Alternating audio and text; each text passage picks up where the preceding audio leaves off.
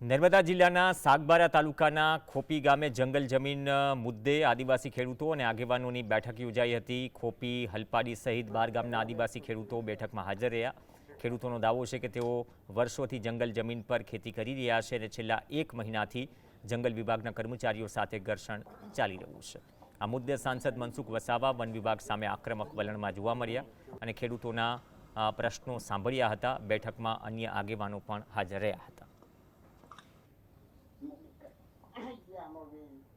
વિસ્તારના જે જંગલની જમીન તમે ભાઈ આપણા આદિવાસી છે, બધા એક જ છે। આપણે બધા એક થવું જોઈએ, લાકડીના ભાડા જેવો એક સાથે બંધાયેલા રહેવું જોઈએ।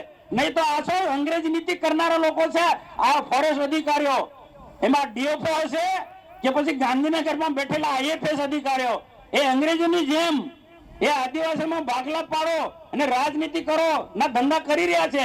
લાકડાનો ભારો છે, એમાંથી આપણને છૂટા પાડી રહ્યા છે આ લોકો।